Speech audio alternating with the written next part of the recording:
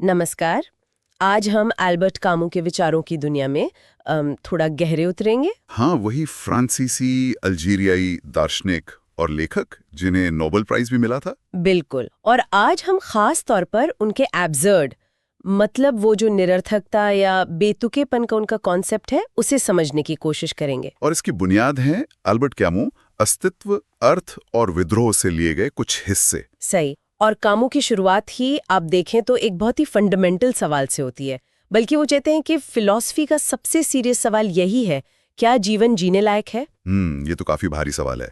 क्यों मानते हैं वो इसे सबसे जरूरी? क्योंकि मतलब अगर हमें ये पता चलता है कि इस यूनिवर्स में, इस ब्रह्मांड में हमारे लिए कोई पहले से तयशुदा मकसद या कोई बड़ा मतलब नहीं है, तो फिर जीने का पॉइंट क्या है, ये सवाल उठता है। एग्जैक्टली तो क्या फिर जीना जारी रखना चाहिए? ये सवाल बहुत गहरा है। लेकिन कामू का जवाब, जैसा कि हम जानते हैं, आत्महत्या नहीं है।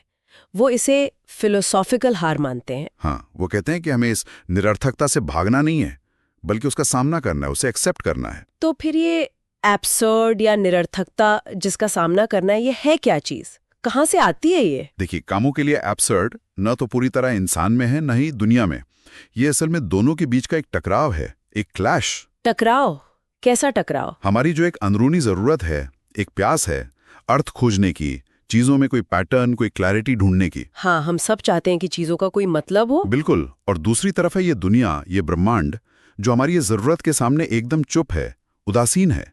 मतलब उसे कोई फर्क नहीं पड़ता, वो बेतरतीब है। अच्छा, तो ये जो गैप है हमारी उम्मीद और दुनिया की खामोशी के बीच, वही एब्सर्ड है। हाँ, जैसा कामू ने खुद कहा, एब्सर्ड का जन्म मानवीय आवश्यकता और दुनिया की अनुचित चुप्पी के इस टकराव से होता है। ये एहसास तो शायद हम सब ने कभी या कभी महसूस किया होगा, वो खालीपन, जब जवाब नहीं मिलता। सही कहा। और जब ये टकराव साफ हो जाता है, ये एब्सर्डिटी सामने आ जाती है, तब सवाल है अब क्या करें। कामू यहाँ 3 रास्ते सुझाते हैं इससे डील करने के। अच्छा, क्या है वो रास्ते? पहला है विद्रोह, रिवोल्ट। विद्रोह मतलब क्रांति या लड़ाई? नहीं, यहाँ विद्रोह का मतलब ज्यादातर एक मेंटल, एक स्पिरिचुअल एटीट्यूड है। ये उस निरर्थकता को पहचानना है, उसे देखना है और फिर भी उसके आगे झुकने से इनकार करना। अच्छा। मतलब ये जानते हुए भी कि शायद अंत में कोई जीत नहीं है, कोई फाइनल मीनिंग नहीं है, फिर भी उस चीज के खिलाफ खड़े रहना जो बेतुकी है। ये हार मानने से इनकार है। तो ये एक तरह की लगातार चलने वाली अंदरूनी जंग हुई। ठीक है। और दूसरा रास्ता? दूसरा है स्वतंत्रता, फ्रीडम। स्वतंत्रता, निरर्थकता से स्वतंत्रता कैसे? ये थोड़ा कंफ्यूजिंग लगता है। देखिए, जब हम ये मान लेते हैं कि कोई ऊपर वाला प्लान नहीं है, कोई भगवान की लिखी स्क्रिप्ट नहीं है जो हमारी जिंदगी चला रही है, तो हम उन बाहरी थोपे हुए मकसदों के बोझ से आजाद हो जाते हैं। अब हम अपनी चॉइस खुद करने के लिए फ्री हैं, अपने वैल्यूज खुद बनाने के लिए, बिना किसी झूठी उम्मीद के। अच्छा, मतलब हम अपने रास्ते खुद चुन सकते हैं क्योंकि कोई तयशुदा रास्ता है ही नहीं। बिल्कुल। ये स्वतंत्रता थोड़ी डरा सकती है क्योंकि सारी जिम्मेदारी हमारी है, पर ये बहुत ताकतवर भी है। और तीसरा रास्ता आपने बताया, जुनून, पैशन।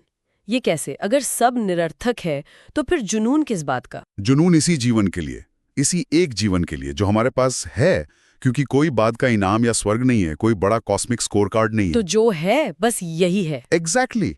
तो इसी जीवन को, इसके हर पल को, हर अनुभव को, चाहे वो सुंदरता हो, प्यार हो, दोस्ती हो, कोई भी एक्सपीरियंस हो, उसे पूरी इंटेंसिटी से जीना। मतलब भरपूर जीना। हाँ, कामू कहते हैं कि क्वांटिटी पे फोकस करो, क्योंकि अंत में सब बराबर ही होना है, तो क्यों ना ज्यादा से ज्यादा जिया जाए, महसूस किया जाए। ये तीनों बातें, विद्रोह, स्वतंत्रता, जुनून, ये एक तरह से निरर्थकता के साथ जीने का तरीका है। और इसे समझाने के लिए कामू ने वो सिसिफस वाली कहानी इस्तेमाल की है ना? हाँ, बिल्कुल।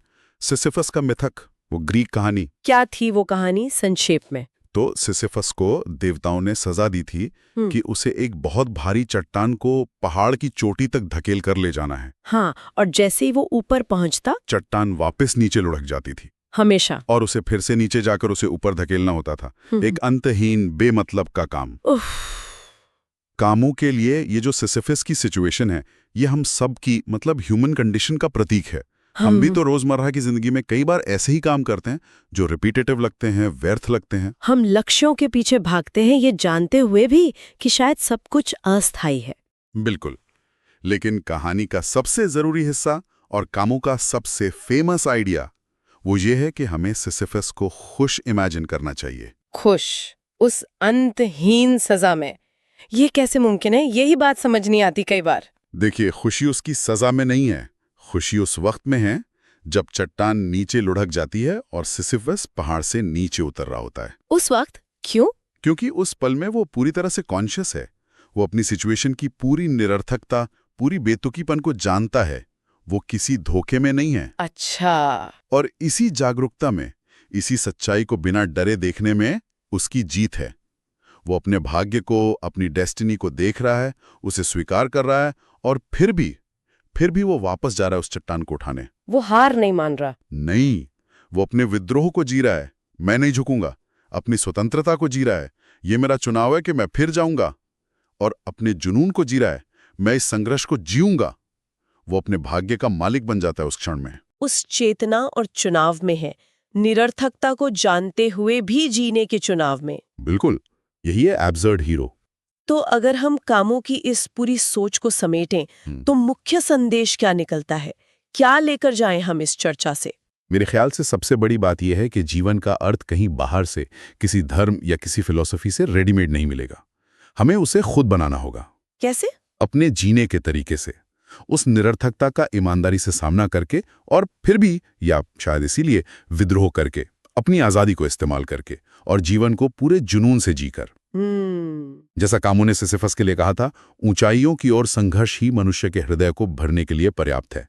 Struggle itself is enough. ये वाकई एक पावरफुल विचार है और सोचने पर मजबूर करता है कि अगर हम ये मान लें कि शायद कोई ग्रैंड अल्टीमेट पर्पस नहीं है, तो क्या इस समझ के साथ रोज की मुश्किलों और संघर्षों को देखने का हमारा नजरिया बदल सकता है? शायद उन्हें भी इसी संघर्ष की तरह अपनाया जा सकता है। ये सोचने वाली बात है। बिल्कुल, इस पर सोचा जा सकता है।